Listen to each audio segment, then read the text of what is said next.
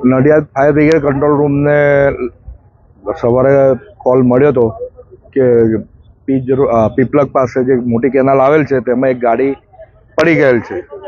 તો તુરંત અમે રેસ્ક્યુ વ્હીકલ લઈ અમારી તરવૈયા ટીમ લઈને આવી અને કેનાલમાં શોધખોળ કરતાં અમને પહેલાં ગાડી ડિટેક્ટ થયા બાદ અમારા તરવૈયા દ્વારા તેને બેલ્ટ દોરડા બાંધી રસ્સા બાંધી અને અમે ક્રેનની મદદથી બહાર કાઢી છે.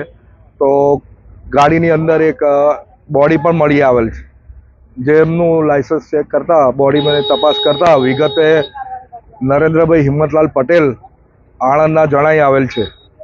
અન્ય કોઈ વ્યક્તિઓ ગાડીમાં સવાર હતા ખરા? ના, એવી કોઈની માહિતી નથી, કારણ કે નજરે જોનાર કોઈ હતા નહીં.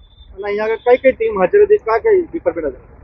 અહીંયા સરકારી તમામ ડિપાર્ટમેન્ટ છે, પોલીસ વિભાગ છે, ટીડીઓ શ્રી છે, મામલતદાર ગ્રામ્ય શ્રી છે, તમામ વિભાગ હાજર છે. ગાડીનું પાર્કિંગ કયા જિલ્લાનું? આણંદ જિલ્લાનું GJ23 છે. મને હમણાં લગભગ 20-25 મિનિટ પહેલા જાણ થઈ કે પીપલક પાસે જે કેનાલ છે APMC પાસે, ત્યાં એક ગાડી અંદર પડેલી છે. એટલે મને ખબર પડી એટલે હું મારા નાયબ મામલતદાર, સર્કલ ઓફિસર અને ડિઝાસ્ટર નાયબ મામલતદાર બેન સાથે વિઝિટ કરવા આવ્યા છીએ.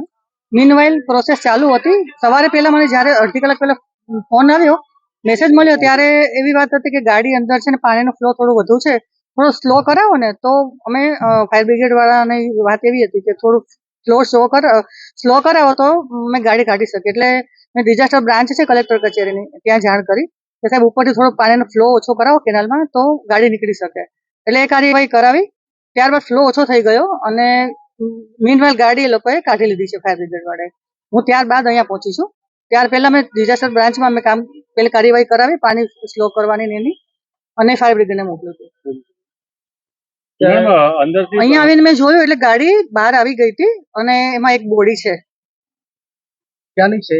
કોઈ ઓળખાણ થઈ છે વ્યક્તિની? નહીં, ઓળખાણ તો અંદરથી એક આધાર કાર્ડ નીકળ્યું છે અને પાન કાર્ડ નીકળ્યું છે. એ આપણે PI છે વાઘેલા સાહેબ.